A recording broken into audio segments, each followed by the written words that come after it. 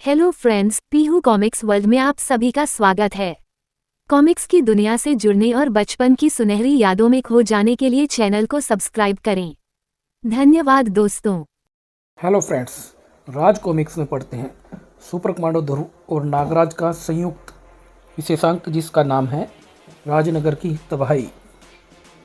जब कभी भी झगड़े होते हैं तो तबाह होते हैं परिवार और समाज, जब युद्ध होते हैं तो तबाह होते हैं देश और साम्राज्य, और जब प्रलय होती है तो तबाह हो जाती है पूरी पृथ्वी, तबाह हो जाती है पूरी मानवता। और इस तबाही की शुरुआत होती है एक मेट्रो की तबाही से, जब होती है राजनगर की तबाही। लेखक है अनुपम सिन्हा जी। एक साइन यहाँ पर भी, बस कानूनी कार्रवाई पूरी हो गई। बधाई हो मिस भारती, अब आप इस कंपनी में 51% की हिस्सेदार है और अब से इस कंपनी का आधिकारिक रूप से नाम भारती कम्युनिकेशन लिमिटेड है। थैंक्स वकील साहब। वह सब तो हो गया, पर मेरा 35 करोड़ का चेक कहाँ है? ये रहा आपका चेक मिस्टर पहलाजा। आज से हम पार्टनर हैं और आज से कंपनी का मैनेजमेंट हम खुद देखेंगे। ज़रूर ज़रूर, क्यों नहीं क्यों नहीं। लेकिन अब मुझे जाने की इजाज़त दीजिए। आश्चर्य की बात है, पहलाजा कुछ तनाव में लग रहा है। 35 करोड़ का चेक मिलने से भी उसके चेहरे पर मुस्कान की एक लकीर तक नहीं आई। कुछ गड़बड़ लगती है। पहलाजा के तनाव की वजह साफ थी। डॉन पासा का दिया हुआ वक्त कल ख़त्म हो रहा है और यह चेक कैश होने में कम से कम 2 दिन तो लगेंगे ही। खैर, चेक तो हाथ में आ ही गया है। डॉन पासा को किसी न किसी तरह से 1 और दिन का समय देने को मैं पटा ही लूँगा। पहलाजा ने उस नाग को बिल्कुल नहीं देखा जो चुपचाप उसकी कार में घुसकर गुम हो रहा था। और इसी वक्त राजनगर में, हक, मैं इस शहर में आ तो गया हूँ, लेकिन उस आदमी को कैसे पहचानूंगा जिससे हमारा काम हो सके? उफ, लेकिन आदमी तो मिलेगा और पास में ही कहीं पर। तैयार रहना। धमाका होने के बाद पुलिस के यहाँ आने तक हमारे पास सिर्फ 3 से 4 मिनट होंगे। बहुत समय है, इतनी देर में हम सारा माल उड़ा लेंगे। ठीक है, लेकिन अगर पुलिस पहले आ गई तो? उड़ा देना कमीनों को। मैं डायनामाइट का हत्था दबा रहा हूँ।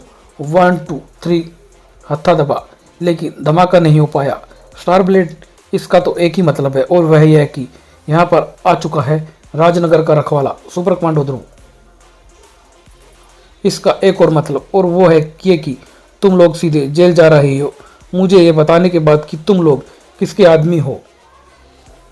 उफ, यह तो मुझे अपने काम के आदमी लग रहे हैं, क्योंकि ये मुझे उस आदमी तक पहुंचा सकते हैं जिससे मेरा काम होए। यह दूसरा प्राणी इनको मेरा काम करने से रोक रहा है। मुझे इन लोगों को इसके चंगुल से बचाकर निकलना होगा। और अगले ही पल लबादे के अंदर से किरण निकलकर ध्रुव से जा टकराई और ध्रुव के चारों तरफ की हवा की परतें अपने अंदर से होकर गुजर रही प्रकाश की किरणों को विकृत करने लगी। उफ, यह क्या? कौन है ये लबादे वाला आदमी?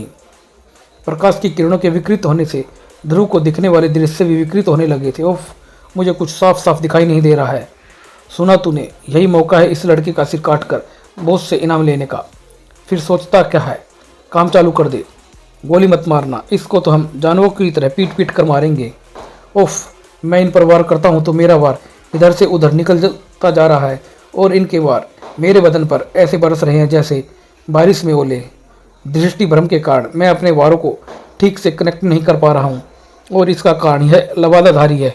अगर मैं इसको काबू में कर सकूँ तो शायद मेरा दृष्टि भ्रम दूर हो सके। अरे, मुझे पूरा यकीन है कि इस बार मेरा वार नहीं चूका था, लेकिन ऐसा लगा जैसे मेरा वार इसके आर पार हो गया हो और ये कोई आदमी नहीं, सिर्फ एक परछाई है। पर यह कैसे हो सकता है? अब एक ही रास्ता है। अगर मेरी आंखें मुझे धोखा दे रही हैं तो मैं इनका इस्तेमाल नहीं करूंगा। अब मैं अपनी उस ट्रेनिंग का इस्तेमाल करूंगा जो मुझे जुपिटर सर्कस में दी गई थी। अपनी आंखों पर पट्टी बांधकर उड़ते पक्षी कर पर निशाना लगाने की। ज़रूरत है तो सिर्फ अपनी दूसरी इंद्रियों को पूरी तरह से जगाने की, जैसे सुनने की शक्ति, हवा में सरसराते शरीर की आवाज़ सुनो और वार करो, और सूंघने की शक्ति, हवा के बहने की दिशा और इन गुंडों के शरीर से आती बदबूदार महक मुझे ये बताने के लिए काफ़ी है कि गुंडे मुझसे कितनी दूर और कहाँ पर खड़े हैं। मैंने इन मूर्खों को इस लड़के से इसलिए बचाया था ताकि ये बचकर भाग सके और मुझे अपने नायक के पास ले चले, लेकिन ये तो फिर से पिटने में व्यस्त हो गए हैं। अब मुझे ही कुछ करना होगा, वरना इतनी देर की मेहनत व्यर्थ हो जाएगी। इस रूप में मैं ज़्यादा कुछ तो नहीं कर सकता हूँ, लेकिन वायुमंडल के साथ बहुत कुछ कर सकता हूँ। जैसे गन रेंज की मदद से इस लड़के के चारों तरफ की हवा इतनी गाढ़ी कर सकता हूँ कि इस लड़के को ऐसा लगे कि वह गोंद के गाढ़े गोल में चल रहा हो। अगले ही पल ध्रुव के बिजली के वार कछुए की तरह चाल जैसे हो गए थे। उफ, यह क्या, ऐसा लग रहा है जैसे मैं चाशनी के घोल में चल रहा हूँ। अब तक गुंडे भी तौबा कर चुके थे।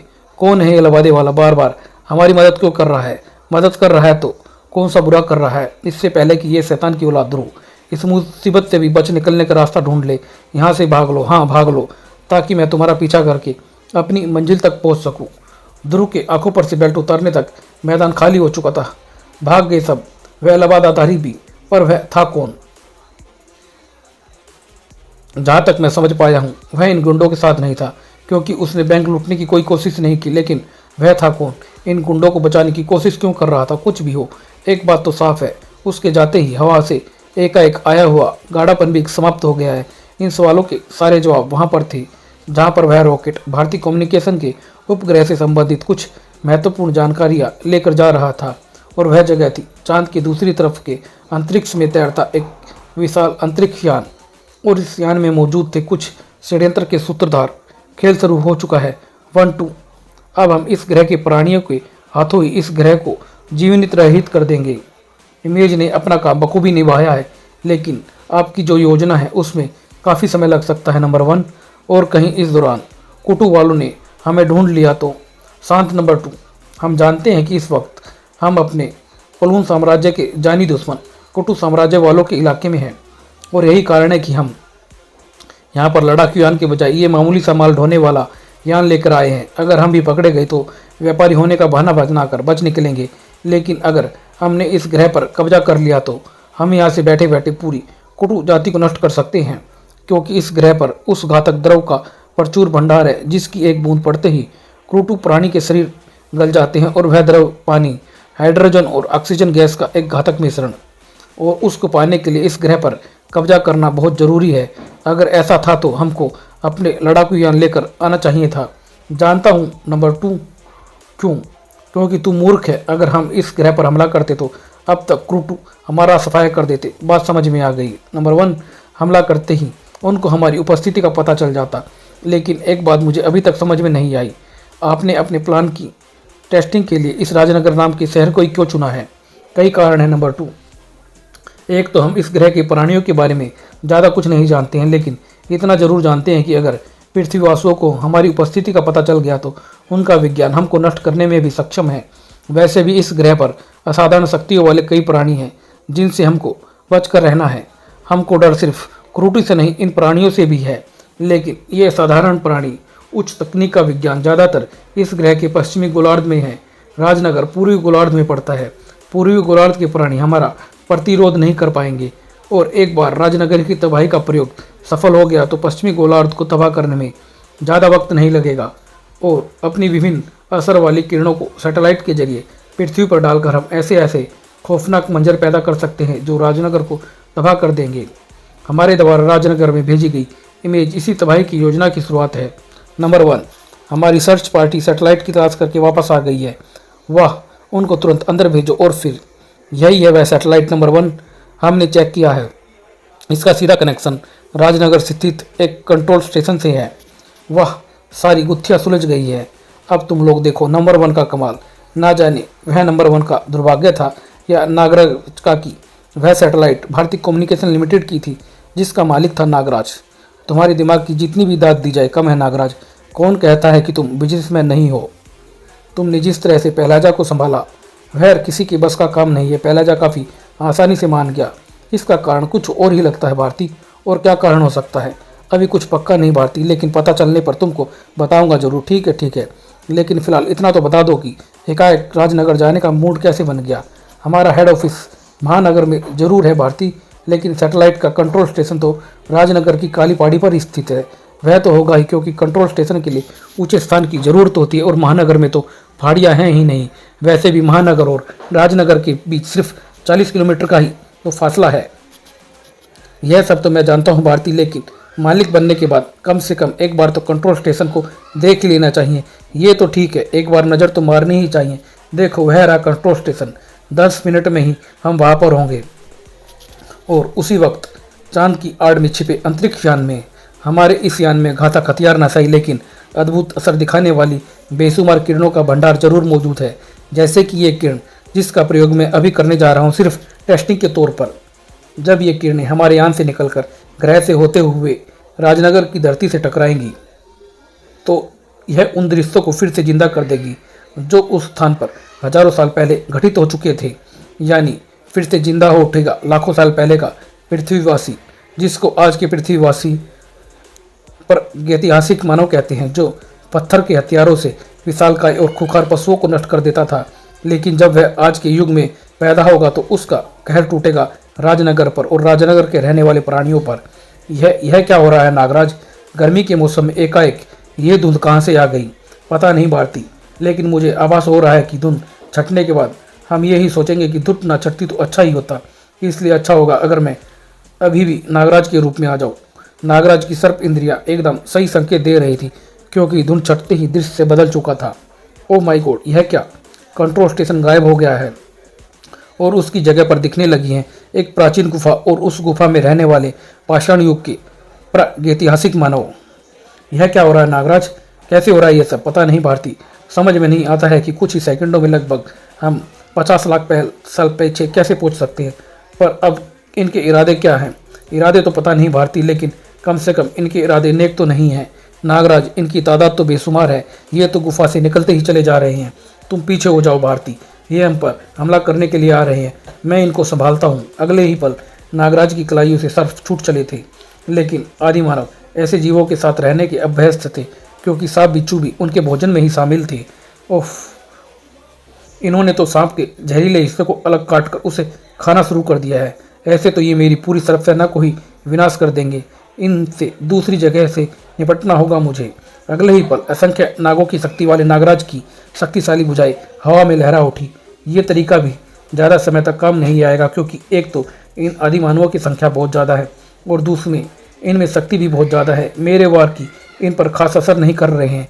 वैसे भी मार मार कर रोकने में समय ज़्यादा लगेगा। अब मुझे वह शस्त्र प्रयोग में लाना ही पड़ेगा जो इन सबको एक साथ रोक सकता है, और वह है मेरी विश्वकार। पहले मैं इसका प्रयोग इसलिए नहीं कर रहा था क्योंकि इन सबको एक साथ रोकने के लिए जिस मात्रा में विश्वकार का प्रयोग करना पड़ेगा उसमें उनकी जान जाने का भी खतरा है, और मैं यह नहीं चाहता था कि अब मुझे एक रिस्क लेना ही पड़ेगा। नागराज की विश्वकार ने उनकी तरफ बढ़ते आदि मानवों को तो रोक लिया था, लेकिन नागराज उधर देखो, बाकी आदि मानव राजनगर की तरफ भाग रहे हैं। हे देव कालजयी, अगर ये आदि मानव राजनगर तक पहुंच गए तो तबाही मच जाएगी। ना जाने कितनी जानें चली जाएंगी। मुझे इनको रोकना होगा। क्या सोचते हैं नंबर 1? ये पृथ्वीवासी इन जंगलियों को रोकने में कामयाब हो जाएगा? शायद रोक ले, लेकिन इसको सिर्फ इन जंगलियों को ही नहीं रोकना है, क्योंकि राजनगर में तबाही फैलाने वाले और खूंखार प्राणी भी हैं। ऐसे प्राणी जिनका शिकार ये शक्तिशाली और वैसी आदि मानव के झुंड भी कर पाता है।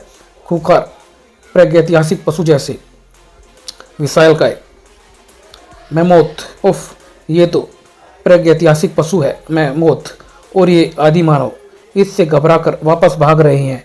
मुझे सबसे पहले इसी को रोकना होगा, वरना इन आदि मानवों को कुचलने के बाद ये राजनगर में घुसकर भी तबाही मचा सकता है। इस विशालकाय जीव को खत्म करने के लिए मेरी सर्वसेना और विश्वकार बेअसर साबित होगी। इसको खत्म करने का एक ही तरीका है, और वह यह है कि मैं अपने विषदंत इसके शरीर में गड़ा दूं, ताकि इसका शरीर पिघल कर बह जाए, और इसके लिए मुझे इसके बिल्कुल पास पहुंचना होगा। मैमोथ के एक ही भीषण वार ने नागराज के पैर जमीन से उखाड़ दिए थे, और भारी भरकम पैर उसका मनिंदा बनाने के लिए उसकी तरफ बढ़ने लगे थे। नागराज अभी तक संभल नहीं पाया था। मैमोथ का पैर उस पर गिरा जरूर, एक चीख भी उभरी, लेकिन वह चीख नागराज की नहीं थी, वह मैमोथ की चिंगाड़ थी। सोडांगी का कांटेदार शरीर नागराज की रक्षा को आ गया था। अब मैमोथ सिर्फ 3 पैरों पर असंतुलित सा खड़ा रह गया था, और नागराज का एक भीषण वार उसको जमीन पर गिराने के लिए काफ़ी था। अगले ही पल सोडांगी ने उसके अगले पैरों को कसकर जकड़ लिया था। अब मैमोथ फुर्ती से खड़ा हो सकने की हालत में नहीं था। वह क्रोध से चिंगाड़ उठा, और उसने बिजली की स्फूर्ति से अपनी तरफ बढ़ते नागराज को अपनी बलदार सूंड के शिकंजे में कस लिया था। अभी अभी एक भीषण वार सह चुके नागराज का दिमाग एक बार फिर अंधेरे में डूबने लगा। उफ, इसकी पकड़ मेरे सीने पर दबाव डाल रही है, मेरी सांसें रुक रही है। बेहोश होने से पहले जवाबी हमला करना होगा। सोडांगी, तुम इसके पैर छोड़कर इसकी गर्दन को कस लो। सोडांगी तुरंत इशारा समझ गई। मैमोथ की गर्दन अब सोडांगी के शिकंजे में थी। वह भी सांस नहीं ले सकता था। सूंड का शिकंजा अपने आप खुल गया, और नागराज के जहर भरे दांत मैमोथ की खाल में आ गड़े थे। और अगले ही पल महमूद का शरीर पानी की तरह गलकर बहने लगा था। कई आंखों के लिए यह करिश्मा इतना आश्चर्यजनक था कि जिसको कोई भगवान ही कर सकता था। यह पूरा दृश्य किसी और को भी चकित कर रहा था। और ये पृथ्वीवासी के सामने झुक कर क्या कर रहे हैं? यह सब क्या हो रहा है? नंबर 2, ये जंगली प्राणी राजनगर की तरफ भागते भागते रुक क्यों गए हैं? इस पृथ्वी का अद्भुत कारनामा देखकर ये जंगलीवासी इसको भगवान समझ बैठे हैं। जिस प्राणी का शिकार ये कई जंगली मिलकर बड़ी मुश्किल से कर पाते थे, उसको इसने अकेले ही खत्म कर दिया है। वैसे भी जिस प्रकार इसके शरीर से पतले पतले प्राणी निकलकर बाहर आ रहे थे, उससे तो मैं भी चकित हूँ। मैंने पृथ्वीवासी के बारे में गहन अध्ययन किया है, लेकिन ऐसी शक्तियाँ तो उन पृथ्वीवासियों में नहीं हैं जो पश्चिमी गोलार्ध में रहते हैं। अब ये आदि मानव राजनगर पर हमला नहीं करेंगे। ऐसा है तो इस प्रयोग को यहीं पर खत्म कर दो। पृथ्वी के पूरे इतिहास का फिर से अध्ययन करो। ऐसे प्राणियों की तलाश करो जो खूंखार भी हों और ऐसे छोटे मोटे चमत्कारों से किसी को भगवान ना मान लेते हो। जो आदेश नंबर 1। और फिलहाल इस किरण को बंद कर दो। और राजनगर की काली पहाड़ी पर स्थित कंट्रोल स्टेशन के पास ये शांत हो गए हैं। भारती, तुम्हारी शक्तियाँ देखकर ये तुमको अपना भगवान समझ रहे हैं। ये तो मैं भी समझ रहा हूँ, लेकिन इससे ये बात पता करना जरूरी है कि आखिर ये आए कहाँ से हैं। सुनो मेरी बात ध्यान से। अरे ये क्या हो रहा है? सब कुछ गायब हो रहा है। देखो नागराज, कंट्रोल स्टेशन फिर से वापस आ गया है। कमाल है, सब कुछ वैसे का वैसा हो गया है जैसे अभी कुछ हुआ ही नहीं था। लेकिन इन सब घटनाओं का मतलब क्या था? मुझे तो कुछ समझ में नहीं आ रहा है भारती। पर राजनगर में एक ऐसा शख्स जरूर है जो शायद कुछ समझ सके, और वह है सुपर कमांडो ध्रुव। उफ, रात भर की गश्त के बाद घर आओ तो ऐसा लगता है जैसे जन्नत मिल गई हो। लेकिन बात क्या है, कोई नज़र नहीं आ रहा है। ना मम्मी है और ना ही। उफ, ये तो मर गया। श्वेता, ये तो श्वेता के चिल्लाने की आवाज़ है। घबराना मत श्वेता, मैं आ रहा हूँ, घबरा मत। उफ, तो तू फिर वीडियो गेम खेलते खेलते चिल्ला रही थी। कब जाएगी तेरी ये बचकानी आदतें श्वेता? आखिर अब तू कॉलेज में आ गई है, जिस कॉलेज में तूने एडमिशन लिया है। और कॉलेज को मारो गोली भैया। पता है मैंने 5T का 8वां घर भी पार कर लिया है। अभी तक पूरी दुनिया में सिर्फ 14 लोग ही इस गेम को पार कर पाए हैं, और अब मैं 15वीं बन गई हूँ भैया। हे भगवान, अब मुझे फिर से इसकी मेहनत के बड़े बड़े बखान सुनने पड़ेंगे। किसी भी रूप में आकर मुझे बचा लो, किसी भी रूप में आ जाओ भगवान। ओह, तभी डोरबेल बजती। आ गया मुझे बचाने वाला। देख लो, जरूर मम्मी बाजार से वापस आई होगी। दरवाज़ा खुलते ही ध्रुव पल भर के लिए चौंक गया था। किससे मिलना चाहते हैं आप? उफ, लेकिन इससे पहले कि ध्रुव आगे कुछ बोल पाता, नागराज के इशारे ने उसे चुप करा दिया था। हम आपको नहीं जानते मिस्टर ध्रुव, लेकिन हमको आपसे कुछ ज़रूरी काम है, अकेले में और फिर लोन में। ये सब क्या चक्कर है नागराज? तुम इस नए रूप में क्यों? एक सेकंड के लिए तो मैं भी धोखा खा गया था। धीरज रखो, मैं सब बताता हूँ, सुनो। और फिर नागराज ध्रुव को सब बताता चला गया, अपना नया रूप धरने के बारे में और ध्रुव के पास आने के लिए मजबूर करने वाली समस्या के बारे में भी। उफ, और फिर वे आदि मानव एकाएक गायब भी हो गए। हाँ, चिंता वाली बात तो यह है कि वे सभी राजनगर की तरफ भाग कर आ रहे थे। अगर वे यहाँ पहुँच जाते तो काफ़ी खून खराबा कर सकते थे। उफ, अगर यह हादसा एक बार हो चुका है तो दोबारा भी हो सकता है। तुम यहीं पर रुको, श्वेता के साथ गप्पे मारो। मैं नागराज के साथ जाकर कंट्रोल स्टेशन का इलाका चेक करके आता हूँ। और इसी वक्त राजनगर के दूसरे हिस्से में तो तुम लोग बैंक नहीं लूट पाए, एक ज़बरदस्त प्लानिंग के बावजूद भी, क्योंकि वहाँ पर सुपर कमांडो ध्रुव आ गया था।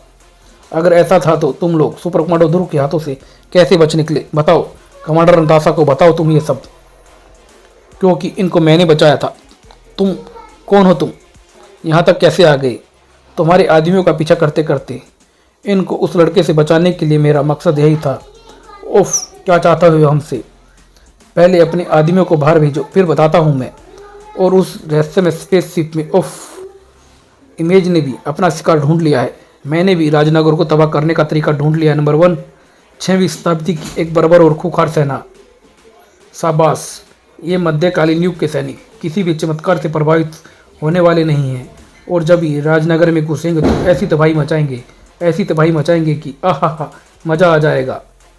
उधर ध्रुव और नागराज कंट्रोल स्टेशन पर पहुंच चुके थे। यही वह जगह है ध्रुव, इस वक्त जहां पर कंट्रोल स्टेशन है वहां पर एक गुफा उभर आई थी।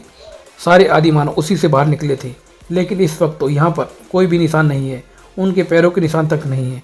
सब कुछ गायब है, जैसे कभी कुछ हुआ ही ना हो। कहीं ऐसा तो नहीं नागराज की किसी अजीबोगरीब घटना में फंसकर तुम और भारती भूतकाल में चले गए हो और कुछ समय के लिए?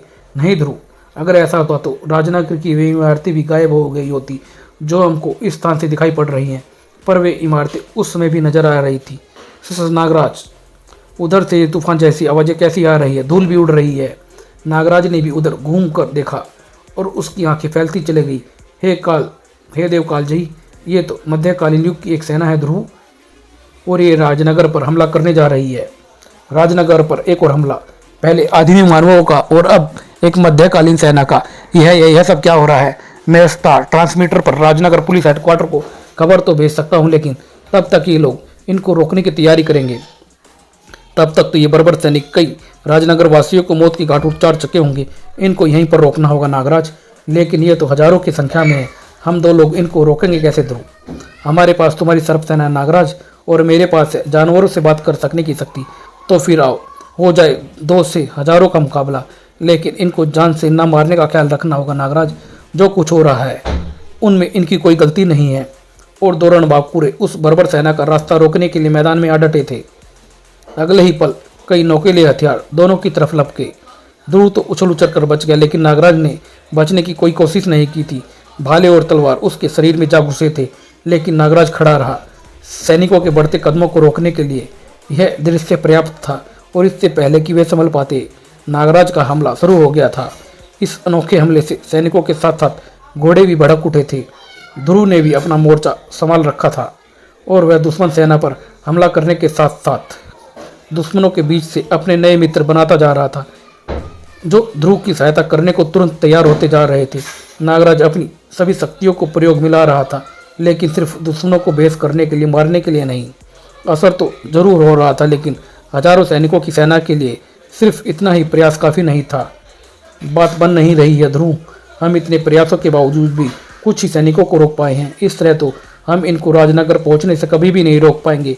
किसी भी बड़ी से बड़ी सेना को रोकने का एक रामबाण तरीका है नागराज, और वह यह है कि उसके सेनापति को खत्म कर दो। सैनिक अपने आप हथियार डाल देंगे। वह है उनका सेनापति, उस हाथी पर सवार, लेकिन उस तक पहुंचने के लिए बर्छी, भाले और तलवारों से लैस हजारों सैनिकों को पार करना पड़ेगा, और वहां तक ना तो मेरे नाग पहुंच सकते और ना ही विश्व पुकार। मेरे दिमाग में एक योजना है नागराज, और इसे पूरा करने के लिए मुझे तुम्हारा सहयोग चाहिए। बस जहाँ जहाँ मैं जाऊँ मुझको अपने नाग सैनिकों द्वारा कवर करते रहना। ठीक है ध्रुव, क्या है तुम्हारी योजना? ध्रुव की योजना सुनते ही नागराज की आंखें चमक गई थी, और ध्रुव के जाते ही ध्रुव की योजना तो जोरदार है, लेकिन उसको सहायता पहुंचाने के लिए मेरे सर्पों का निशाना ठीक होना चाहिए, और उसके लिए मुझे सर्पों का प्रयोग सर्प बाण की तरह करना होगा। ये मुड़ा सांप और बन गया है कमान, और बेहोश सैनिकों का कमरबंद बनेगी डोर। ऐसे तैयार हो गया था नागराज का नाग धनुष।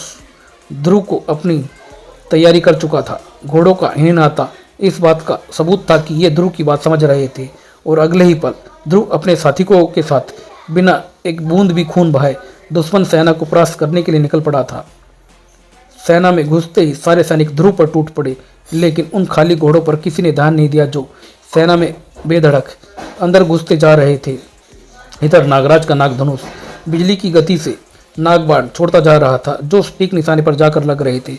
ध्रुव पर उठने वाले शस्त्र ध्रुव तक नहीं पहुंच पा रहे थे, और इससे पहले कि कोई कुछ समझ पाता, ध्रुव का शरीर हवा में उड़ता हुआ उस खाली घोड़े पर आ टिका जो सेना में काफ़ी अंदर तक घुस चुका था। और फिर नागबाणों की आड़ में सुरक्षित ध्रुव एक दूसरे घोड़े पर जा पहुंचा जो सेना में और अंदर तक जा घुसा था, और वहां से उस घोड़े पर जो सेना में इतना अंदर पहुंच चुका था कि वह ठीक सेनापति के हाथी के सामने खड़ा था। नागराज के बाण इतनी दूर तक तो नहीं पहुंच सकते थे, लेकिन अब ध्रुव को इसकी जरूरत भी नहीं थी, क्योंकि उसने बाजी जीत ली थी। सेनापति अब ध्रुव के शिकंजे में था, और पूरी सेना ऐसी खड़ी ये दृश्य देख रही थी। सेना के साथ साथ कोई और भी ये दृश्य देख रहा था। ये क्या हुआ नंबर 2? इस पृथ्वीवासी युवक ने सेना नायक को अपने कब्जे में ले लिया है नंबर 1, और बिना सेना नायक के निर्देश दिए सेनाएं लड़ नहीं सकती हैं। ऐसा तो हमारे यहाँ भी होता है। इसका मतलब यह हुआ कि ये खुखार और बर्बर सैनिक राजनगर की तरफ नहीं बढ़ेगी। एकदम ऐसा ही है नंबर 1। तो फिर अब ये सेना हमारे किसी काम की नहीं रही है। किरणों को बंद कर देना चाहिए। किरणों के बंद होते ही सब कुछ फिर से सामान्य स्थिति में आ गया था। ये क्या हो गया नागराज? एकाएक ही सब कुछ गायब हो गया है। ऐसा ही उन आदि मानवों के साथ भी हुआ था। वे भी एकाएक ही अदृश्य हो गए थे। इस समानता के अलावा इन दोनों घटनाओं में एक और समानता है नागराज। कौन सी समानता है? सोचो नागराज, दोनों ही घटनाओं में ये लोग तभी अदृश्य हुए जब इनका राजनगर की तरफ बढ़ना रोक दिया गया था। यानी इनका मकसद राजनगर को तबाह करना था। इनका मकसद नहीं नागराज, ये तो सिर्फ मोहरे हैं। इनके जरिए कोई और राजनगर को तबाह करने की कोशिश में है। तुम्हारी बात में दम तो लगता है ध्रुव, लेकिन एक गड़बड़ है। अगर कोई इन खूंखार प्राणियों को राजनगर की तबाही के लिए प्रकट कर रहा है तो यहाँ पर क्यों कर रहा है? सीधे राजनगर के अंदर प्रकट क्यों नहीं कर रहा है? पता नहीं। यहाँ पर तो तुम्हारे कंट्रोल स्टेशन के अलावा और कुछ नहीं है। कहीं इनसे इस घटनाओं का कोई संबंध तो नहीं है? तुम्हारे कंट्रोल स्टेशन में काम करने वाला कोई नज़र नहीं आ रहा है नागराज। इस स्टेशन में सिर्फ एक आदमी रहता ध्रुव, एक मेंटेनेंस इंजीनियर बस, क्योंकि ये पूरा स्टेशन ऑटोमेटिक है और वह इंजीनियर भी छुट्टी पर गया हुआ है क्योंकि फ़िलहाल कंपनी खरीदने के चक्कर में काम ठप पड़ा हुआ था और कंट्रोल स्टेशन की सुरक्षा के लिए गार्ड भी नहीं है थे नागराज। पहला जाके रखे थे। गार्डों पर हमको भरोसा नहीं था, इसलिए हमने उनको निकाल दिया। हमारे गार्ड्स आज शाम तक आएंगे और इस बीच कोई कंट्रोल स्टेशन में घुस गया तो नहीं घुस सकता है क्योंकि इस चारों तरफ से सील है। कंट्रोल स्टेशन में सिर्फ एक ही घुसने का रास्ता है और उस पर एक ऐसा इलेक्ट्रॉनिक दरवाज़ा लगा है जो सिर्फ एक खास पासवर्ड से ही खुल सकता है। यानी इस स्टेशन से गड़बड़ी होने की कोई आशंका नहीं है, फिलहाल तो नहीं है। तो आओ फिर घर चलकर सोचते हैं आखिर ये सब चक्कर क्या है। इसी वक्त राजनगर के एक दूसरे हिस्से में, यानी तुम हमको काम बाद में बताओगे, ठीक है, लेकिन अगर हम तुम्हारा काम कर देंगे तो बदले में हमको क्या मिलेगा? तुमको मिलेगा एक ऐसे अत्याधुनिक शस्त्रों का बड़ा जखीरा जिनको पृथ्वी पर बड़े से बड़ा शस्त्र भी नहीं हरा सकता है। तो क्या ये हथियार धरती के बाहर के हैं? कौन हो तुम? इन सवालों का जवाब ढूंढकर अपना समय व्यर्थ मत करो। काम हो जाने के बाद भी ये हथियार तुम्हारे पास ही रहेंगे और इनसे तुम चाहो तो धरती पर राज कर सकते हो और चाहो तो धरती को नष्ट कर सकते हो। लेकिन तुम किस काम की इतनी बड़ी कीमत देने को तैयार हो? इमेज, तुम मेरे को इमेज कह सकते हो और काम समय आने पर बता दिया जाएगा। तब तक इंतज़ार करो तुम मेरा। और स्पेसशिप में हमारा दूसरा भीषण वार भी बेकार हो गया। अब तक के हमारे दोनों तरीके पृथ्वी के इतिहास में से लिए हुए थे, इसलिए इन हमलों को रोकने में पृथ्वीवासी सफल थे। अब हमको कोई ऐसा ज़बरदस्त हमला सोचना पड़ेगा जो पृथ्वीवासियों ने कभी देखा ही ना हो, जिससे वे कभी लड़ी ही ना हो। आपने एक बात पर ध्यान दिया, नंबर 1, हमारा रास्ता 3 बार रोका गया। पहली बार इमेज को, दूसरी बार आदि मानवों को और तीसरी बार इस बर्बर सेना को, और तीनों ही बार हमारा रास्ते काटने वाले ये दोनों पृथ्वीवासी ही थे। इस बात पर तो मैंने ध्यान ही नहीं दिया। नंबर 2, हम लोगों को इन दोनों पर नज़र रखनी होगी ताकि ये इस बार हमारी योजना पर पानी ना फेर सके। मैं नज़र रखता हूँ राजनगर में। कहूँ भारती बोर तो नहीं हुई? बोरियत कैसी, मैं तो श्वेता को वीडियो गेम खेलते हुए देख रही थी। कमाल का खेलती। अरे अरे अरे, ये लेज़र तोप कहाँ से आ गई? वो मारा, ख़त्म हो गई लेज़र तोप भी। Shweta is great. अब ये टैप बंद कर श्वेता, और मेहमानों के लिए चुपचाप नाश्ते का इंतजाम कर। ओफो, ठीक है, मैं गेम को पॉज कर देती हूँ। और इसी वक्त रीचा उर्फ ब्लैक कैट के ग्रीन बेल्ट अपार्टमेंट स्थित फ्लैट में मेरी किस्मत में शायद शनि की दशा चल रही है। डॉक्टर भंडारी का जो मैग्नेटिक रिजोनेटर मेरे स्नायु तंत्र की बीमारी को रोक सकता था, वह ब्लास्टो ने नष्ट कर दिया था। लेकिन उससे मिलता जुलता कोई ना कोई अंतर तो दुनिया में कहीं ना कहीं पर होगा ही, और इंटरनेट से मुझे उस जगह की जानकारी मिल सकती है क्योंकि पूरी दुनिया के सभी महत्वपूर्ण कंप्यूटर बैंक इंटरनेटों से जुड़े हुए हैं। अब कुछ हाथ लग गया तो ठीक, वरना मरना तो है ही। ऋचा अपनी परेशानियों से जूझ रही थी और कोई और अपनी परेशानियों से। सोचो। नंबर 2, कोई अनोखा तरीका सोचो राजनगर को तबाह करने का। अरे, जब हम राजनगर को तबाह ही नहीं कर पा रहे हैं तो लंदन और न्यूयॉर्क को कैसे तबाह करेंगे? नंबर 1, इधर देखिए, यह वह मॉनिटर है जो नागराज और ध्रुव नामक पृथ्वीवासियों की हरकतों पर नज़र रखे हुए है। देखिए इस वक्त उस पर क्या चल रहा है। अरे, इस मॉनिटर की स्क्रीन पर तो अजीबोगरीब सी तस्वीरें आ रही हैं। नंबर 2, ऐसा दृश्य तो मैंने पृथ्वी पर कहीं नहीं देखा है।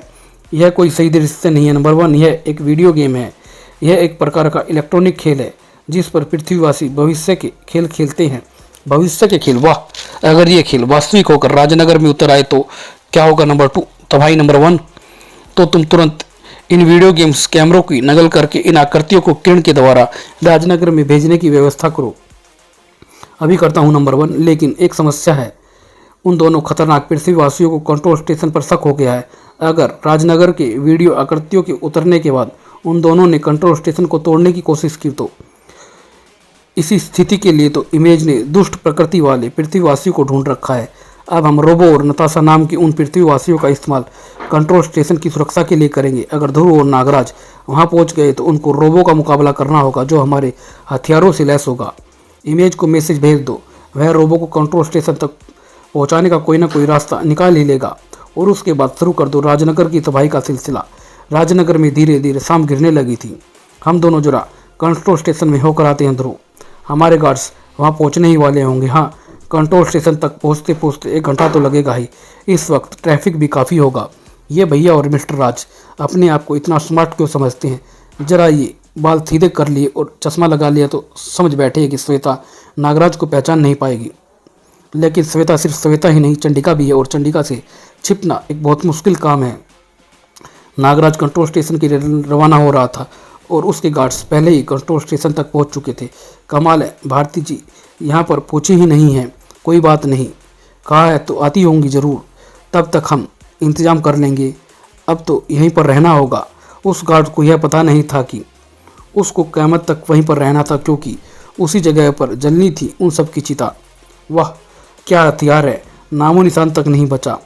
अब तुम लोग रोबो आर्मी के आदमी नहीं हो, बल्कि मिस भारती और मिस्टर राज के बुलाए हुए गार्ड्स हो। अपनी अपनी पोजीशन ले लो और जो भी इस कंट्रोल स्टेशन के आसपास भी आए उसको ख़त्म कर दो, चाहे वह नागराज ही क्यों ना हो।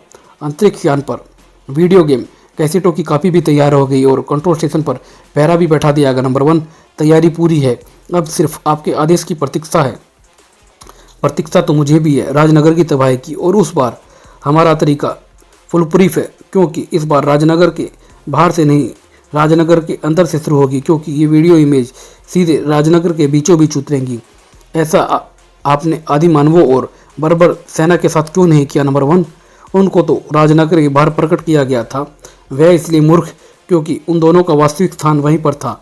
लाखों वर्ष पहले आदि मानव वहीं पर रहते थे और उस बर्बर सेना ने युद्ध भी वहीं पर लड़ा था। हमारी किरणें ने तो सिर्फ उनको फिर से जीवित किया था, लेकिन इन वीडियो इमेजों का कोई वास्तविक स्थान नहीं है। उनको तो चाहे वहीं पर प्रकट किया जा सकता है। देखो ये बटन दबा, चालू हुई किरण और शुरू हो गई राजनगर की तबाही। चलो, हैवी ट्रैफिक वाला रास्ता तो पार हो गया है, इस रास्ते पर ज़्यादा ट्रैफिक नहीं है। अब कंट्रोल स्टेशन पहुंचने में ज़्यादा वक्त नहीं लगेगा। अचानक यह एकाएक क्या हो रहा है भारती? मेरी आंखें धोखा नहीं खा रही हैं या सारे दृश्य खुद ब खुद धुंधले होते जा रहे हैं? मुझे भी कुछ ऐसा ही दिख रहा है नागराज, यह राजनगर पर सीधा हमला लग रहा है भारती। मुझे नागराज के रूप में आ जाना चाहिए। सारे दृश्य एकदम काल्पनिक से हो गए हैं नागराज।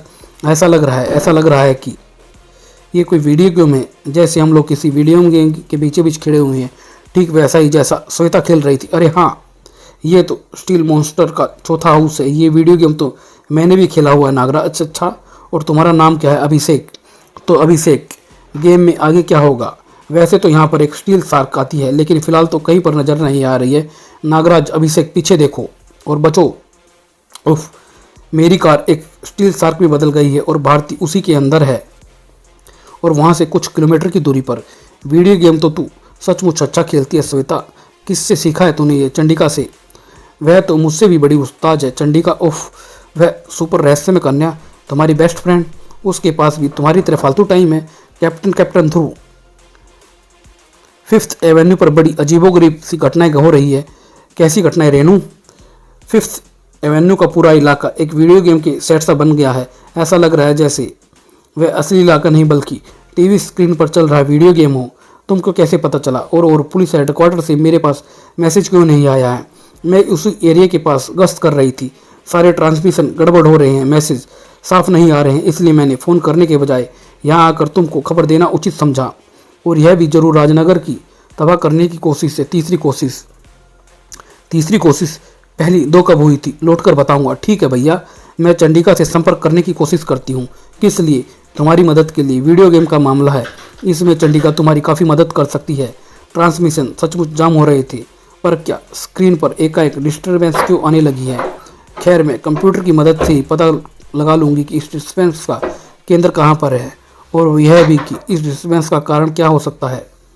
कारण जानने में थोड़ा समय ज़रूर लगा, लेकिन कारण जानकर ऋचा की आंखें फैलती चली गई थी। ओह माय गॉड, डिस्टर्बेंस का मुख्य केंद्र एक संचार उपग्रह का कंट्रोल सेंटर है जो काली पहाड़ी पर बना हुआ है। लेकिन इस वक्त सैटेलाइट से जो सिग्नल कंट्रोल स्टेशन तक आ रहे हैं वे वीडियो विजुअल सिग्नल नहीं है। ये कुछ अजीब से सिग्नल है और मुझे पूरा यकीन है कि सारी गड़बड़ इन सिग्नलों के कारण ही है। ब्लैक कैट को इस मामले की तह तक पहुंचना ही होगा और राजनगर की 5th एवेन्यू पर स्टील शार्क पर तो मेरी सारी शक्तियां बेअसर है। इसको ख़त्म कैसे किया जा सकता है अभिषेक? वैसे तो इसको पावर सोर्स से ख़त्म किया जा सकता है, लेकिन यहाँ पर तलवार तो कहीं भी पर भी नहीं है। काश इस वक्त कहीं से पावर सोर्ड मिल जाती तो। अरे मेरे सोचते ही मेरे हाथ में पावर सोर्ड आ गई। यानी यह वीडियो गेम दृश्य सिर्फ चीज़ों का रूप ही नहीं बदलता है, बल्कि असली गेम की तरह उनको हराने की शक्ति भी देता है, और वह भी सोचते ही। अब क्या अभिषेक? इसकी पीठ पर लगे डैन यानी पिन पर वार करो नागराज, यह तुरंत खत्म हो जाएगा।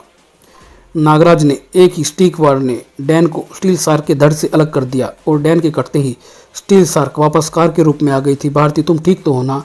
थोड़ा सा सर घूम रहा है बस, वैसे तो ठीक महसूस कर रही हूँ, लेकिन ये वीडियो गेम दृश्य तो स्टील शार्क के मरने से भी ख़त्म नहीं हुआ है। मेरे ख्याल से हमको इस गेम से बाहर निकलने के लिए पूरा हाउस खेलना पड़ेगा। अब उसके बाद क्या आता है अभिषेक? इसके बाद टेक्नोसोरस आता है, उसको मार देगा तो यह हाउस पूरा हो जाएगा। टेक्नोसोरस यह क्या? यह तो क्या हो सकता है? यह तो बहुत ही खतरनाक और विशाल राक्षस है अभिषेक। इसको कैसे ख़त्म किया जाएगा पता नहीं नागराज, इसको तो मैं अभी कभी पार नहीं कर पाया हूँ। और दूसरी तरफ ध्रुव तेजी से 5th एवेन्यू की तरफ बढ़ रहा था, लेकिन उसको यह पता नहीं था कि वीडियो गेम इफेक्ट अपना दायरा बढ़ा रहा था। और यह क्या हो रहा है? चारों तरफ का दृश्य धुंधला सा क्यों हो रहा है? और मेरी मोटरसाइकिल को ये क्या हो रहा है? मेरी मोटरसाइकिल एकाएक एक ड्रैगन में तब्दील हो गई है। उफ, सिर्फ मेरी ही नहीं और दूसरी गाड़ियां भी ड्रैगनों में तब्दील हो गई हैं, और ये ड्रैगन राजनगर पर बम गिरा रहे हैं। ये राजनगर को तबाह कर रहे हैं और मैं इनको रोकने के लिए कुछ भी नहीं कर सकता हूँ। राजनगर की तबाही शुरू हो चुकी थी और साथ ही साथ उसको बचाने का प्रयास भी। ये तो ड्रैगन स्कूल का 5वां हाउस है। मैंने तो भैया के पीछे पीछे उसकी मदद करने के लिए आई थी, लेकिन मेरे कुछ समझने से पहले ही सारा दृश्य बदलने लगा है। वैसे तो इन ड्रैगनों को किलर परफ्यूम से ख़त्म किया जा सकता है, लेकिन ये फ्यूम तो किलर पंप से ही निकलती हैं। वीडियो गेम में तो किलर फ्यूम पंप बटन दबाते ही हाथ में आ जाता है, लेकिन यहाँ पर तो अरे सोचते ही मेरे हाथ में किलर पंप आ गया। यानी वीडियो गेम में जो बटन दबाने से होता है वह गेम में सोचने से होता है। खैर कुछ भी हो, अब इस ड्रैगन की तो खैर नहीं। चंडिका यानी श्वेता ने तुमसे संपर्क बना ही लिया है। कूदो। किलर फ्यूम की चपेट में आते ही ड्रैगन खत्म होना शुरू हो गया था। भैया वाले ड्रैगन को ही सबसे पहले खत्म करती हूँ, वह इसी तरफ आ रहा है। ध्रुव, तुम इस छत पर कूद जाना, मैं इस ड्रैगन को खत्म करने जा रही हूँ। ध्रुव के साथ साथ उसकी मोटरसाइकिल भी अपने वास्तविक रूप में आकर छत पर आ गिरी थी। ड्रैगन को ख़त्म करने वाली ये गन तुमको कहाँ से मिली चंडिका? अगर ये गन मेरे पास भी होती तो मैं भी ड्रैगन को ख़त्म करने में मदद कर सकता था। ये गन नहीं, किलर पंप है ध्रुव, और इसका ध्यान करते ही यह पंप तुमको भी मिल जाएगा। मिल जाएगा से क्या मतलब होता है? ऐसे ही हवा में मिल जाएगा? हाँ, तुम सोचो तो सही। और ध्रुव के ध्यान लगाते ही वाह सचमुच, यानी वीडियो गेम में जो बटन दबाने से होता है वह यहाँ सोचने ही हो जाता है। ठीक समझे। अब इस पंप में से फायर करने पर फ्यूम निकलेगी। सारे ड्रैगन इसकी महक से खींचे चले आएंगे और फ्यूम के संपर्क में आते ही खत्म हो जाएंगे, यानी वे अपने वास्तविक रूप में आ जाएंगे, वाहनों के रूप में। तो ये लो किया मैंने फायर। किलर फ्यूम ड्रैगनों को अपनी तरफ खींचने लगी थी और उसके संपर्क में आते ही ड्रैगन वापस वाहनों के रूप में बदलने लगे थे। यह क्या हो रहा है? नंबर 2, ये दोनों तो मिलकर राजनगर में तबाही फैलाने वाले ड्रैगनों को ख़त्म कर रहे हैं। ये इनका नहीं, इस पंप का कमाल है। ये पंप इनको कैसे मिल गया? क्योंकि वीडियो गेम में ये ड्रैगन इस किलर पंप से ही मरते हैं। हर खेल की तरह वीडियो गेम के भी कुछ नियम होते हैं नंबर 1, और मैं इन नियमों को नहीं बदल सकता हूँ। वीडियो गेम में जो भी प्राणी जिस भी हथियार से ख़त्म होते हैं वह हथियार इनको सोचते ही मिल जाएगा। मैं इनको रोक नहीं सकता हूँ। नंबर 1 रोक सकते हो। इनको किसी ऐसी वीडियो गेम में डाल दो जहाँ पर ना तो प्राणी और ना ही हथियार। इनको किसी ऐसी भूल भुलैया में डाल दो जहाँ से ये राजनगर की तबाही के बाद ही निकल पाएँ। और अगले ही पल ध्रुव और चंडिका के आसपास का दृश्य बदल गया था। यह क्या हो रहा चंडिका? यह हम कहाँ पर आ गए हैं? यह तो डंजन एंड ड्रैगन की भूल भुलैया लगती है। ये गेम मैंने बहुत पहले खेला था, तब यह सब उसमें नहीं था। यह उस गेम का नया रूप लगता है और इससे कैसे निकला जाएगा यह मुझे नहीं पता। कोई बात नहीं चंडिका, सामने 3 सुरंगें दिख रही हैं, उनमें से एक सुरंग बाहर जाने का रास्ता हो सकती है, और यह सिर्फ कोशिश करने से ही पता लगाया जा सकता है कि वह कौन सी सुरंग है। आओ, हमारे पास वक्त नहीं है, हम तीनों सुरंगों को एक एक करके तलाशना होगा। ताकि हमको सही सुरंग का पता चल सके। नागराज के पास भी वक्त नहीं था। इसको ख़त्म करने का तरीका तो मुझे पता नहीं, लेकिन शायद ये पावर सोर्ड कुछ असर दिखा सके। लेकिन पावर सोर्ड उस मैक्नोसोरस के शरीर से टकराते ही चूर चूर हो गई थी और नागराज का शरीर शिकंजे में कस गया था और वह शिकंजा नागराज को उसकी मौत की तरफ ले जाने लगा था, यानी अपने मुंह की तरफ। और कंट्रोल स्टेशन पर अजीब से हथियार लिए कई सारे गार्ड्स कंट्रोल स्टेशन की रखवाली कर रहे हैं। लगता है मेरा शक गलत नहीं है, यहाँ पर जरूर कुछ गड़बड़ है। और वह गड़बड़ क्या है वह ये गार्ड मुझे बताएगा। गार्ड का मुंह चिल्लाने के लिए खुला जरूर, लेकिन उसमें से आवाज़ें नहीं निकल सकी। ब्लैक कैट की एक झलक उसके होश पक्का कर देने के लिए काफ़ी थी। उसके बाद उसके चिल्ला सकने की सारी संभावनाएं खत्म हो गई थी। अब वह सिर्फ फुसफुसा सकता था। क्या क्या कर रहे हो तुम लोग यहाँ पर? ये हथियार कहाँ से आए तुम्हारे पास? हम भारतीय कम्युनिकेशन के गार्ड हैं। ये हथियार भी हमको उन्होंने ही दिए हैं। हमको आदेश है कि जो भी इस कंट्रोल स्टेशन के आसपास आए उसे उड़ा दिया जाए। ऐसे हथियार तो मैंने आज तक नहीं देखा है। इसमें गोलियां कैसे भरते हैं? इसमें से गोलियां नहीं, विखंडन किरणें निकलती हैं लड़की, जो किसी भी वस्तु को एक पल के 100वें हिस्से में ही हवा कर सकती है। और अगर तूने हिलने की कोशिश की तो तेरा भी यही हाल होगा। बता कौन है तू? यहाँ पर किस लिए आई है? इधर ब्लैक कैट रोबो के आदमियों के बीच में फंसी हुई थी और उधर ध्रुव और चंडिका उस भूल भुलैया में। ये तीसरी सुरंग है चंडिका, लेकिन इसका रास्ता भी हूबहू पहली दोनों सुरंगों की तरह है। हाँ, इसका मतलब है कि हम फिर से उसी जगह पर वापस निकल जाएंगे जहाँ पर ये तीनों सुरंगें होती हैं शुरू। ये तो अजीब भूल भुलैया है। जहाँ से चलो वहीं पर वापस आ जाते। आखिर बाहर निकलने का रास्ता कोई ना कोई तो जरूर होगा, लेकिन वह रास्ता ये सुरंगें नहीं। ऐसी ही एक भूल भुलैया मारियो के गेम में भी थी। चौथे हाउस का चौथा घर, उसमें ऊपर चढ़कर नीचे उतरने से ही सही रास्ता अपने आप मिल जाता था।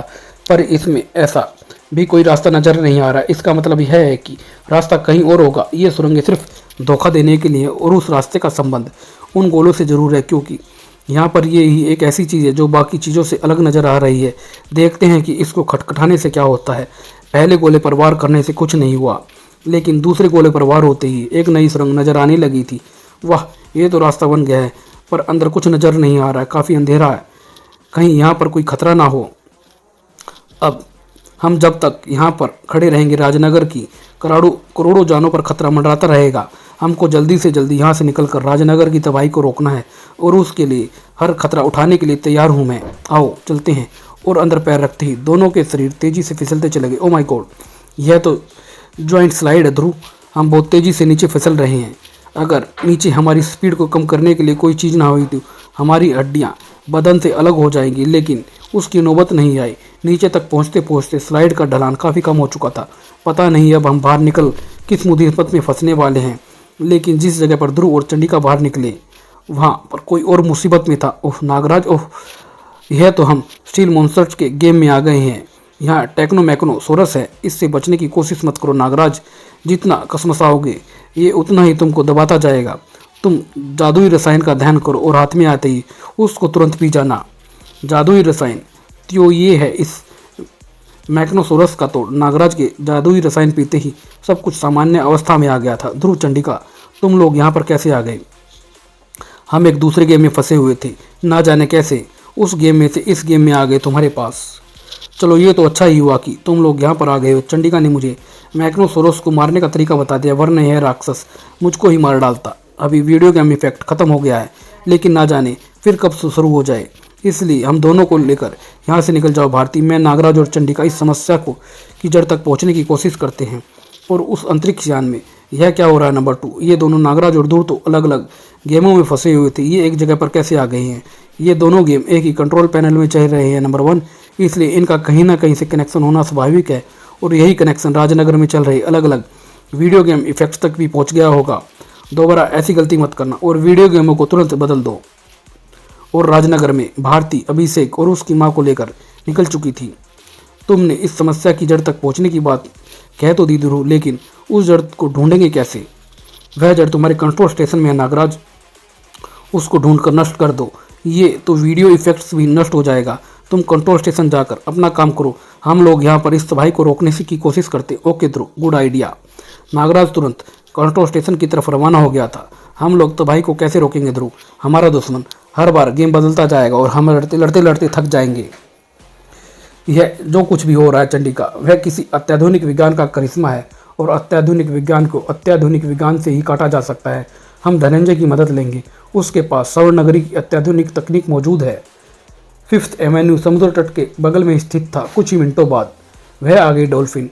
यह मेरा संदेश स्वर्ण नगरी तक पहुंचा देगी। ध्रुव और डॉल्फिन के बीच सीटियों की भाषा में बात शुरू हो गई और तभी अचानक ध्रुव, वीडियो इफेक्ट्स फिर से शुरू हो रहा है और कंट्रोल स्टेशन के पास। सिचुएशन कंट्रोल में है, मुझे फिलहाल बीच में पढ़ने की जरूरत नहीं है। तुमने शायद सुना नहीं कि मैंने क्या पूछा, कौन हो तुम? मुझे तुम जैसे कीड़े ब्लैक कैट कहते हैं, जानते हो क्या? क्योंकि मेरा पहनावा बिल्ली जैसा है, हरकतें बिल्ली जैसी और मेरा हथियार भी बिल्लियाँ ही हैं। Jennifer attack.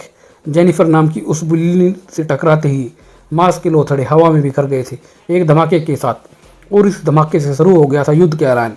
ब्लैक कैट के पास अब पूछताछ करने का समय नहीं था। गुंडों के पास अत्याधुनिक हथियार जो जरूर थे, लेकिन हथियारों से न तो कोई लड़ाई कभी जीती जाती है और ना ही जीती जाएगी। लड़ाई में काम आता है ठंडा दिमाग, युद्ध कौशल और जीतने की एक ज्वलंत इच्छा। कमाल है, इस लड़की ने तो पलक झपकते ही सारे गुंडों को बेहोशी की दुनिया में पहुंचा दिया। अब मुझे इतना भी मौका नहीं दिया कि मैं इसको रोक सकूं। ये कौन आ रहा है? अभी मेरा पीछे छिपे रहना उचित लगता है। आने वाले की खबर ब्लैक कैट को भी हो गई थी। कोई आ रहा है, यह जरूर इन कमूनों का बास होगा। जो भी हो, अब यही मुझको बताएगा यहाँ पर यह सब क्या हो रहा है। ब्लैक कैट ने नागराज के बारे में काफ़ी कुछ सुन तो रखा था, लेकिन उसको देखा नहीं था कभी भी। अरे यह क्या? ये तो वही गार्ड लगते हैं जो आने वाले थे। इस कंट्रोल स्टेशन में ज़रूर कुछ गड़बड़ है, लेकिन इनकी ये दयनीय हालत बनाई किसने? मैंने। ओह, कौन हो तुम? तुम्हारे गुंडों को तो मैं पहले ही बता चुकी हूँ कि मुझे ब्लैक कैट कहते हैं, और ये जानने के बाद वे बेहोश में नहीं रह गए। अब तुम मुझे बताओ कि तुम कौन हो? इस कंट्रोल स्टेशन पर तुम्हारे आदमी क्या कर रहे थे? हालांकि तुम मुझे अपनी पोशाक से अपराधी लग रही हो, मैं तुम्हारे सवालों का जवाब देने को बाध्य नहीं हूँ, लेकिन फिर भी बेकार के झगड़े से बचने के लिए बताता हूँ। ये कंट्रोल स्टेशन मेरे दोस्त की सैटेलाइट कंपनी का है, और ये इस कंट्रोल स्टेशन के गार्ड थे जिनको तुमने बेहोश कर दिया है। ओह, तो ये गार्ड तुम्हारे गार्ड थे? तो जरा यह भी बता दो कि इनके पास ये हथियार कहाँ से आए जो विखंडन किरण छोड़ते हैं और देखने से पृथ्वी के नहीं बल्कि दूसरे ग्रह के लग रहे हैं। मुझे भी नहीं मालूम है ये हथियार कहाँ से आए। यह बात तो सिर्फ ये गार्ड ही बता सकते थे। यानी तुम ये नहीं जानते कि तुम्हारे ये आदमी हथियार कहाँ से लाए? लगता है उंगली टेढ़ी करनी ही पड़ेगी मुझे। ओह, तुम मुझे गलत समझ रही हो। सुनो, मैं ना बताओ कि इस कंट्रोल स्टेशन में क्या गड़बड़ हो रही है। इधर नागराज ब्लैक कैट को अपनी बात समझा नहीं पा रहा था, और दूसरी तरफ ध्रुव खुद नहीं समझ पा रहा था कि ये आखिर क्या हो रहा है। ये क्या है चंडिका? एकाएक आकाश में बहुत सारे लड़ाकू विमान आ गए हैं। ये राजनगर पर बमों की बारिश कर रहे हैं। ऐसे तो 1 घंटे के अंदर राजनगर को तबाह कर देंगे। इनको रोकने का क्या तरीका है? ये टोरा टोरा वीडियो गेम चल रहा है ध्रुव। ये फाइटर बम्बर प्लेन है। इनको नष्ट करने के लिए हमको फ्लाइंग एंटी एयरक्राफ्ट गन का सहारा लेना पड़ेगा। Flying anti aircraft gun. लेकिन एक बात का ध्यान रखना ध्रुव, इन फाइटर प्लेनों को एक ही बार में नष्ट करना पड़ेगा, और इसके लिए इनको बीचों बीच में वार करना जरूरी है। किसी और जगह पर निशाना लगने से यह हमारी स्थिति को भाप कर हम पर ही मिसाइल दाग देंगे। समझ गया चंडिका? तुम चिंता मत करो। वीडियो गेम पर मेरा हाथ चाहे सदा ना हुआ हो, लेकिन निशाना लगाने का मुझे बहुत अच्छा एक्सपीरियंस है। तो दूसरी तरफ नागराज के सब्र का पैमाना छलक चुका था। बस बहुत हो गया, अब तुम मुझे बताओगे कि तुमने इन कंट्रोल स्टेशन में क्या गड़बड़ी की है। ये नागरसी। ओह, तो तुम नागराज हो। तुम अपने दोस्तों को बचाने के लिए अपराधियों का साथ दे रहे हो, लेकिन तेरा मुकाबला ब्लैक कैट से है। ब्लैक कैट जब दुश्मनी करती है तो निभाती भी है, फिर चाहे दुश्मन नागराज ही हो या फिर सुपरमैन हो। ब्लैक कैट का बदन हरकत में आ गया था और नागराज की नाक कट कर गिरने लगे थे। उफ, कमाल की फुर्ती है इस लड़की में। इसने तो मेरी नाग सेना को काट कर रख दिया है। नाग सेना को इस्तेमाल करने से कोई फ़ायदा नजर नहीं आ रहा है। अब मुझे अपनी शारीरिक शक्ति का इस्तेमाल करना ही पड़ेगा। नागराज कुश्ती की कई कलाओं में माहिर था, लेकिन ब्लैक कैट भी इस कला की मास्टर थी। मुकाबला बराबरी का था, लेकिन मुकाबला जितनी देर तक चलता शारीरिक शक्ति का महत्व उतना ही बढ़ जाता है। ब्लैक कैट में फुर्ती जरूर थी, लेकिन नागराज में असंख्य सांपों का बल भी शामिल था। ओह, अब मैं ज़्यादा देर तक टिक नहीं पाऊंगी, इसलिए अब मुझे हथियारों का सहारा लेना ही पड़ेगा। सेफाली अटैक। इस चीख से सावधान हो गया था नागराज। पीछे घूमने में एक पल भी नहीं लगा। ओह, इस बिल्ली से तो डायनामाइट बंधा हुआ है जो शायद मुझसे टकराते ही फट जाएगा, इसलिए मैं इसको अपने शरीर से टकराने नहीं दूंगा। नागराज की किस्मत अच्छी थी कि उसका वार खाकर बेहोश हो चुकी बिल्ली पीठ के बल चट्टानों पर जा गिरी और डायनामाइट नहीं फटा। लेकिन इन कुछ क्षणों में ब्लैक कैट को वह मौका दे दिया था जिसको उसे तलाश थी। हिलने की कोशिश मत करना नागराज, वरना तुम्हारा शरीर सुलगते हुए कोयले की तरह रख कर दूंगी। नमूना देख लो। ओह, ये तुम इन हथियारों की बात कर रही थी, ये तो सचमुच पृथ्वी के नहीं लगते हैं, लेकिन इनको पास से देखने के लिए मुझे तुमको इनसे दूर रखना होगा अपनी हल्की सी विष पुकार द्वारा। नागराज की उस हल्की विष पुकार ने ही ब्लैक कैट के पैरों को जमीन से उखाड़ दिया था। अब ये तो गई। अब इस गन को देखा जाए, अरे यह तो सचमुच किसी अत्याधुनिक तकनीक से बनी लगती है, जैसे किसी और ग्रह से आई हो। कहीं ऐसा तो नहीं कि राजनगर में हो रहे इन सभी कारणों के पीछे दूसरे ग्रह वालों का हाथ हो और वे मेरे कंट्रोल स्टेशन के जरिए वे सिग्नल भेज रहे हो जो राजनगर में तबाही फैला रहे हो। मुझे तुरंत ध्रुव को यह बात बताकर, गन दिखाकर अंतरिक्ष वैज्ञानिकों की मदद लेनी चाहिए। मदद ले लेना, जरूर ले लेना, लेकिन फिलहाल मुझे तुम्हारे दिमाग की तारीफ तो कर लेने दो नागराज। इमेज का अभिवादन स्वीकार करो नागराज, और इसके साथ साथ मेरी वे शोक संवेदनाएं भी स्वीकार करो जो मैं तुम्हारे मरने के बाद तुम्हें दे नहीं पाऊंगा। तेज हवा के एक झोंके ने नागराज को उठाकर दूर फेंक दिया था। उफ, लेकिन तुम मुझ पर वार क्यों कर रही हो? कौन हो तुम? मुझसे दुश्मनी क्या है तुम्हारी? हमारी तुम्हारी कोई व्यक्तिगत दुश्मनी नहीं है नागराज, लेकिन तुम वह जान चुके हो जो तुमको नहीं जानना चाहिए था। दरअसल तुम जो भी समझ रहे हो वह सच है। मेरे मालिक यानी प्लून ग्रह साम्राज्य के प्राणी तुम्हारे इस कंट्रोल स्टेशन का प्रयोग कर राजनगर में तबाही फैलाने का काम कर रहे हैं, और यह तबाही एक छोटा सा नमूना है। जल्द ही इस तबाही का प्रयोग पूरी दुनिया के हर शहर में किया जाएगा। तबाह कर दी जाएगी है मानव जाति और पृथ्वी पर कब्जा करेगा प्लून साम्राज्य। लेकिन तुम सब न तो बताने के लिए जिंदा रहोगे और ना ही देखने के लिए। अरे मेरे सिर्फ इसके आर पार जा रहे हैं, यानी ये सिर्फ एक परछाई हैं। हाँ, मेरा प्रेक्षण भी तुम्हारे सैटेलाइट रिसीवर द्वारा ही हो रहा है। मैं ऊर्जा का एक रूप हूँ और मेरी शक्तियाँ भी ऊर्जा से ही चलती हैं। जैसे मेरी यह किरण तुम्हारे ऊपर का वायु दबाव बढ़ा देगी, इतना बढ़ा देगी कि तुम खड़े भी ना हो पाओगे। उफ, सचमुच मेरे तरफ की हवा भारी हो रही है, मैं खड़ा भी नहीं हो पा रहा हूँ। मुझे सांस लेने में भी दिक्कत आ रही है। इधर नागराज इमेज से जूझ रहा था और दूसरी तरफ ध्रुव और चंडिका वीडियो गेम इफेक्ट्स का मुकाबला कर रहे थे। मेरा निशाना चूक गया, यानी अब ये मुझ पर मिसाइल से हमला करेगा, और साथ ही साथ एक दूसरा फाइटर प्लेन भी मेरी तरफ बढ़ रहा है। मैं दोनों से एक साथ नहीं निपट सकती हूँ। अब एक ना एक तो मुझे, ओह थैंक यू ध्रुव। घबराओ मत चंडिका, अब सिर्फ 2 ही प्लेन बचे हैं, जिनमें से एक तो गया। अब दूसरा वार आखिरी वार होगा मेरा। नहीं ध्रुव, इस आखिरी प्लेन को मत मार गिराना, क्योंकि इस प्लेन को मार गिराते ही गेम खत्म हो जाएगा, सब कुछ गायब हो जाएगा। ये फ्लाइंग एंटी एयरक्राफ्ट कर में, और हम इतनी ऊंचाई से सीधे जमीन पर आ गिरेंगे। ओफ, यानी ये प्लेन राजनगर पर बम गिराता रहेगा और हम चुपचाप दर्शक बने इसको देखते रहेंगे। एक तरफ राजनगर जल रहा था और दूसरी तरफ नागराज राजनगर को बचाने की जी तोड़ कोशिश कर रहा था।